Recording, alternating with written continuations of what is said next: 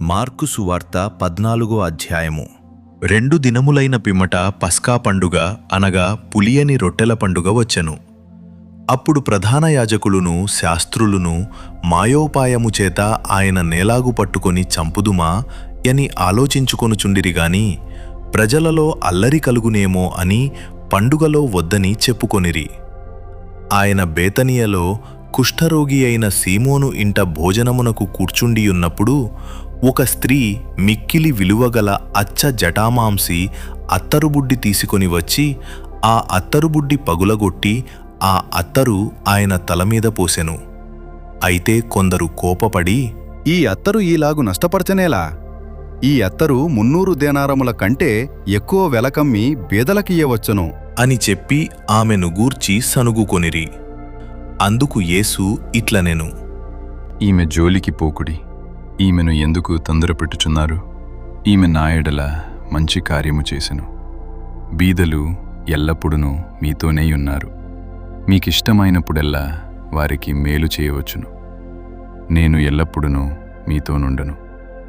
ఈమె తన శక్తి కొలది చేసి నా భూస్థాపన నిమిత్తము నా శరీరమును ముందుగా అభిషేకించెను. సర్వలోకములో ఎక్కడ ఈ సువార్త ప్రకటింపబడునో అక్కడ ఈమె చేసినదియు జ్ఞాపకార్థముగా ప్రశంసింపబడునని మీతో నిశ్చయముగా చెప్పుచున్నాను అనెను.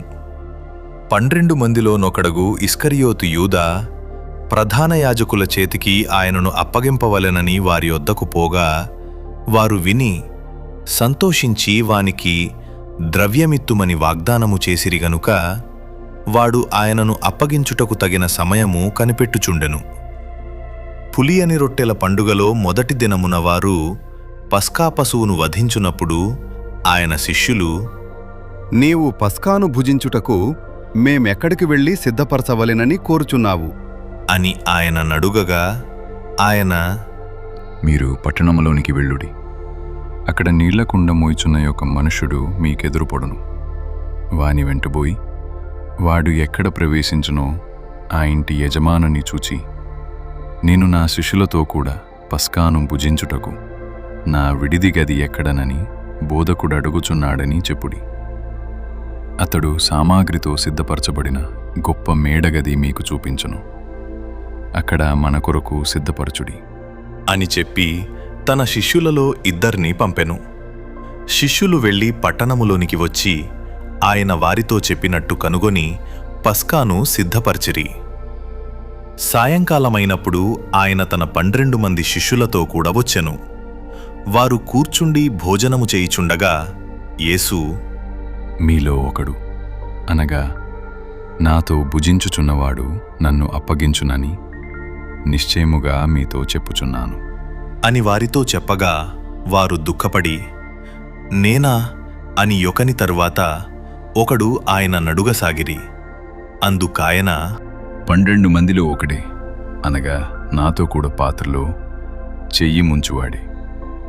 నిజముగా మనుష్య కుమారుడు ఆయనను గూర్చి రాయబడినట్టు పోవుచున్నాడు. అయితే ఎవని చేత మనుష్య కుమారుడు అప్పగింపబడుచున్నాడో ఆ మనుషునికి శ్రమ. ఆ మనుష్యుడు పుట్టియుండని ఎడల వానికి మేలు అనెను. వారు భోజనము చేయుచుండగా ఆయన యొక్క రొట్టెను పట్టుకొని ఆశీర్వదించి విరిచి వారికిచ్చి, మీరు తీసుకొనుడి, ఇది నా శరీరం అనెను. పిమ్మట ఆయన గిన్నె పట్టుకొని కృతజ్ఞతాస్తుతులు చెల్లించి దాని వారికిచ్చెను. వారందరూ దానిలోనిది త్రాగిరి.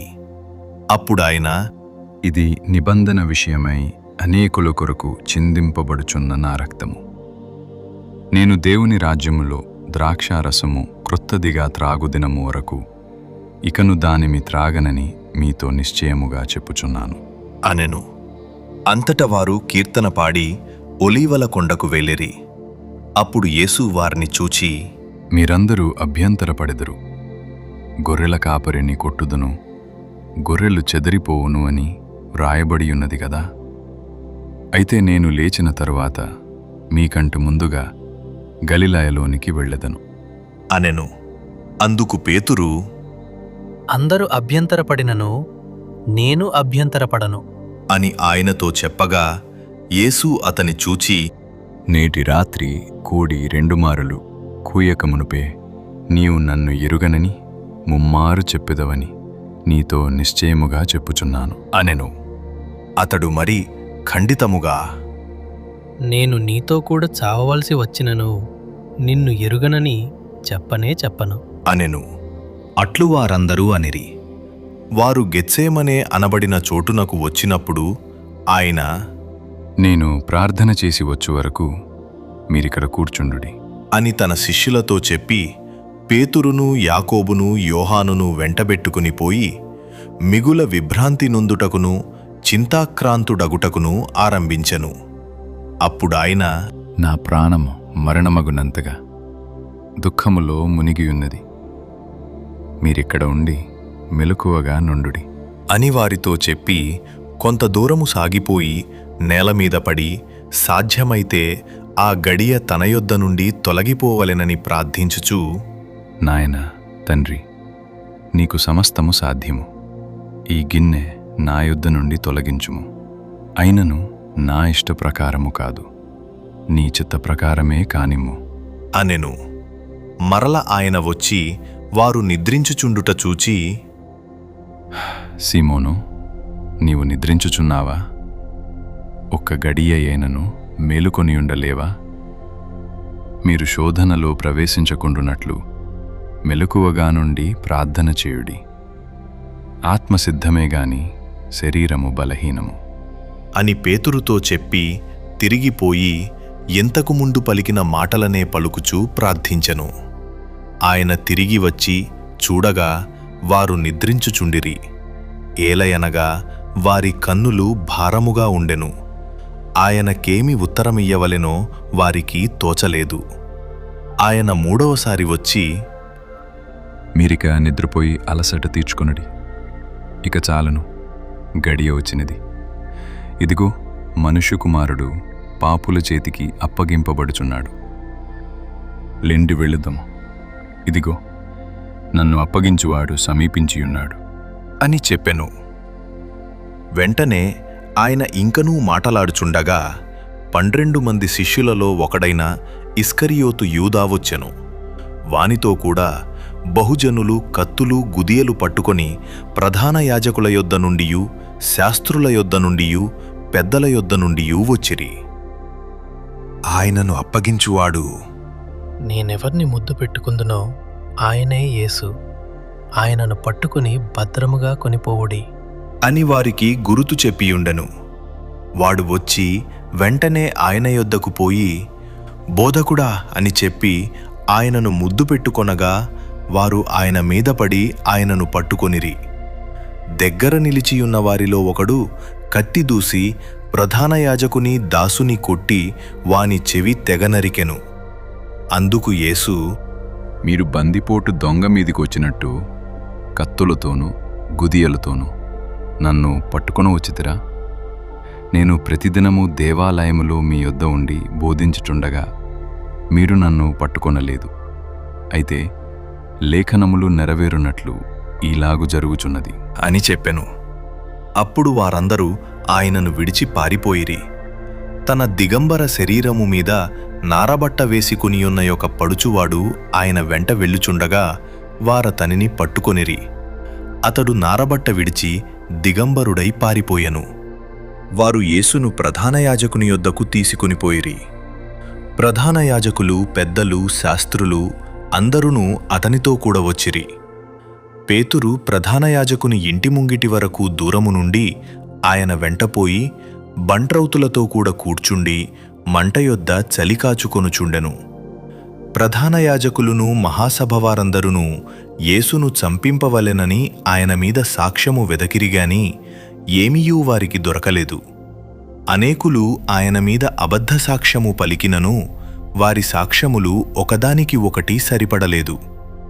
అప్పుడు కొందరు లేచి చేతిపని అయిన ఈ దేవాలయమును పడగొట్టి 3 దినములలో చేతిపని కాని మరి ఒక దేవాలయమును నేను కట్టుదునని వీడు చెప్పుచుండగా వింటిమని ఆయన మీద అబద్ధ సాక్ష్యము చెప్పిరిగాని అలాగైనను వీరి సాక్ష్యమును సరిపడలేదు. ప్రధాన యాజకుడు వారి మధ్యను లేచి నిలిచి, ఉత్తరమేమియు చెప్పవా? వీరు నీ మీద పలుకుచున్న సాక్ష్యమేమి? అని యేసు నడిగెను. అయితే ఆయన ఉత్తరమేమియూ చెప్పక ఊరకుండెను. తిరిగి ప్రధాన యాజకుడు, పరమాత్ముని కుమారుడవైన క్రీస్తువు నీవేనా? అని ఆయన నడుగగా, యేసు, అవును, నేనే. మీరు మనుష్య కుమారుడు సర్వశక్తిమంతుని కుడి పార్శ్వమున కూర్చుండుటయు ఆకాశమేఘారూఢుడై వచ్చుటయు చూచెదరు అని చెప్పెను. ప్రధాన యాజకుడు తన వస్త్రములు చింపుకొని, మనకు ఇక సాక్షులతో పని ఏమి? ఈ దేవదూషణం మీరు విన్నారు కారా? మీకేమీ తోచుచున్నది? అని అడుగగా, వారందరూ మరణమునకు పాత్రుడని ఆయన మీద నేరస్థాపన చేసిరి.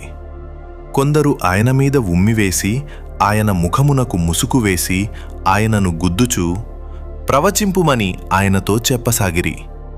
బంట్రౌతులును ఆయనను అరచేతులోతో కొట్టి పట్టుకొనిరి. పేతురు ముంగిటి క్రింది భాగములో ఉండగా ప్రధాన యాజకుని పనికత్తెలలో ఒకతే వచ్చి పేతురు చలికాచుకొనుచుండుట చూచెను. అతనిని నిదానించి చూచి, నీవును నజరేయుడగు ఆ యేసుతో కూడా ఉండినవాడవు కావా అనెను. అందుకతడు, ఆయన ఎవడో నేనెరుగను. నీవు చెప్పినది నాకు బోధపడలేదు అని చెప్పి నడవలోనికి వెళ్ళెను. అంతటా కోడి కూసెను. ఆ పనికత్తె అతనిని చూచి, వీడు వారిలో ఒకడు అని దగ్గర నిలిచియున్న వారితో మరల చెప్పసాగెను. అతడు మరలా నేను కాను అనెను. కొంతసేపైన తరువాత దగ్గర నిలిచియున్నవారు మరల పేతురును చూచి, నిజముగా నీవు వారిలో ఒకడవు. నీవు గల్లయుడవు గదా? అనిరి. అందుకతడు, మీరు చెప్పుచున్న మనుష్యుని నేనెరుగను అని చెప్పి శపించుకొనుటకును ఒట్టుబెట్టుకొనుటకును మొదలుపెట్టెను. వెంటనే రెండవ మారు కోడి కూసెను గనుక, కోడి 2 మారులు కూయక మునుపు నీవు నన్ను ఎరుగనని ముమ్మారు చెప్పెదవని యేసు తనతో చెప్పిన మాట పేతురు జ్ఞాపకమునకు తెచ్చుకొని తలపోయుచూ ఏడ్చెను.